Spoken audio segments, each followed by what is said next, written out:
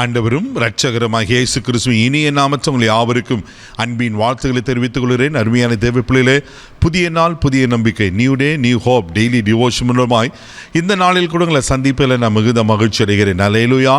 இன்றைக்கு கூட கர்த்தர் நமக்கு கொடுக்கிற வார்த்தை என்ன?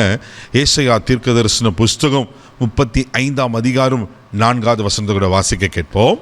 மனம் பதறுகிறவளை பார்த்து நீங்கள் பயப்படாதிருங்கள், திடன் கொள்ளுங்கள்.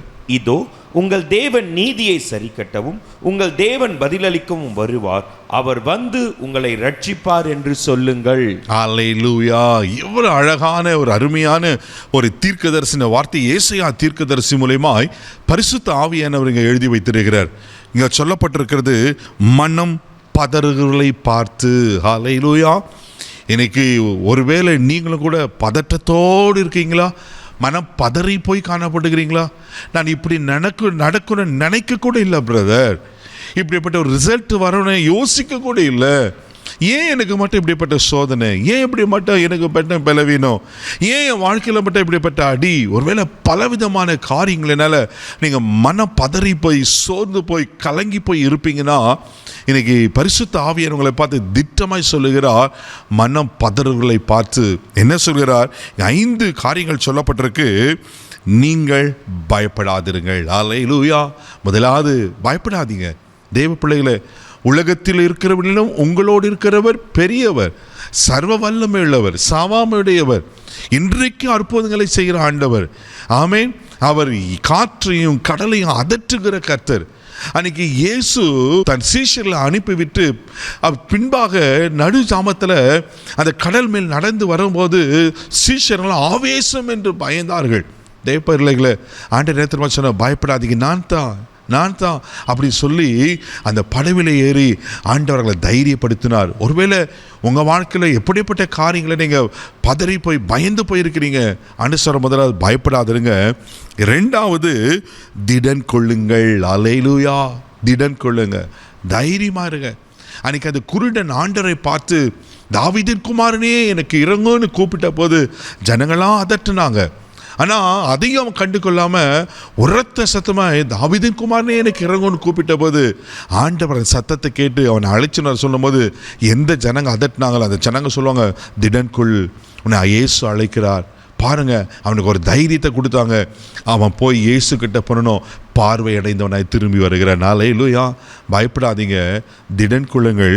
3வது சொல்லப்பட்டிருக்கு, இதோ உங்கள் தேவன் நீதியை சரி கட்டவும். அல்லேலூயா. நம் ஆண்டவர் யார்? நீதியுள்ள நீ ஆயாதிபதி அல்லவா? அவர்களுக்கு நீதி செய்யாமல் இருப்பாரா?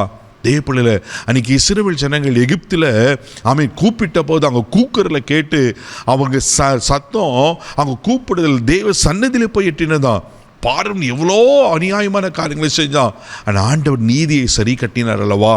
தான் பார்வனுக்கு தன் கைவல்லமை ஆண்டு காண்பித்து அடிமைதத்தில் விடுவித்து கொண்டு வந்தார் அல்லவா? தேவப்பிள்ளையில உங்களுக்கும் அவர் நீதியை சரி கட்டுவார். 4வது சொல்லப்பட்டிருக்கு, உங்கள் தேவன் பதில் அளிக்க வருவார். அல்லேலூயா. பதில் அளிப்பாருங்க. உங்கள் ஜபங்கள் வீண் போகாது. அன்னைக்கு அண்ணாளுக்கு பதில் அளித்தார் அல்லவா? உன் விண்ணப்பத்தை கேட்ட, உன் கண்ணீரை கண்ட, சமாதானத்தோடு போ என்று சொல்லி மலடியாக இருந்தவளுக்கு ஆண்டர் பதில் கொடுத்து பிள்ளையை கொடுத்தாரு. உங்களுக்கு பதில் அளிக்காமல் இருப்பாரா?